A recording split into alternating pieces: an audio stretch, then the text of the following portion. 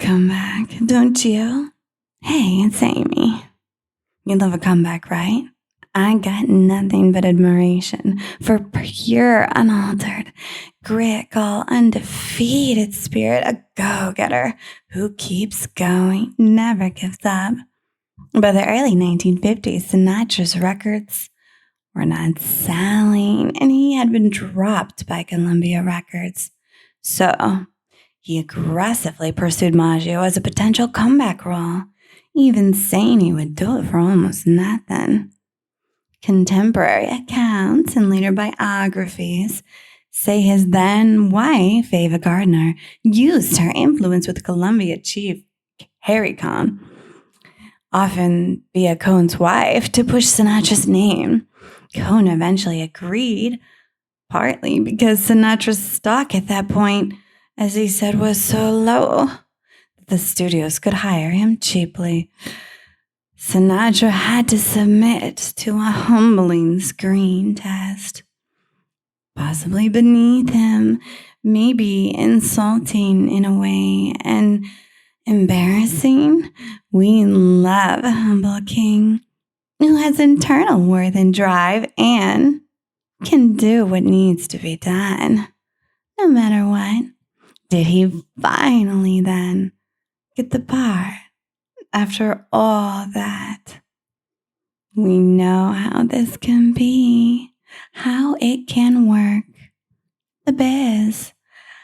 Nah, he certainly did not. He was only confirmed after another actor, often identified as Eli Wallach, dropped out, leaving the role open again.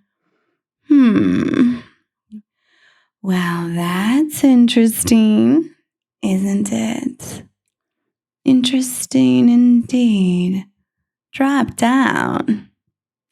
As we discussed earlier, a famous rumor claims Sinatra got the role thanks to Mafia pressure on Columbia Pictures, and this story helped inspire the Johnny Fontaine subplot in The Godfather that we talked about.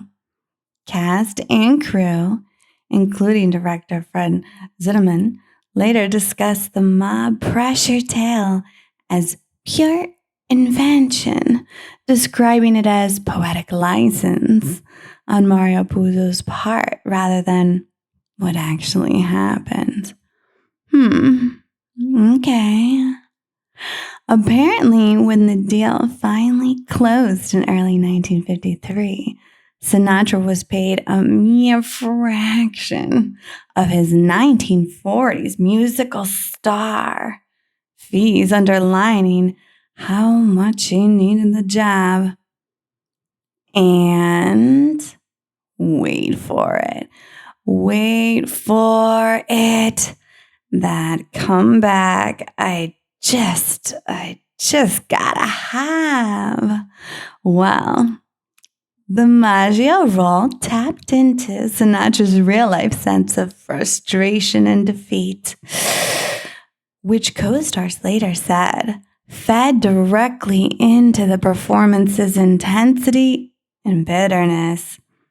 And his Oscar win for Best Supporting Actor turned the gamble into a complete career reset, leading to a surge in serious film roles and a new recording contract that kicked off his celebrated mid-1950s comeback. And there it is. It's a spot. I mean, the best scripts are often real life history. So what do you think? Huh? I know you also did not miss a tiny little piece of the puzzle in the saga. A tiny little tidbit of detail. Well, I was unsatisfied, aching for a little more there on that. And so it seems, or is noted, reported, that when I look into it, of course I had to, that the actor Eli Wallach at one point attached to Maggio, the original, we noticed together had dropped out a key part in the comeback, no? Did so to honor a Broadway commitment. Quite a lucky break for Sinatra, wouldn't you say? As we know, as it then finally opened the door for Sinatra, finally then, to step in to the life-changing role and huge and intentional, strategic, needed, and quite effortful comeback.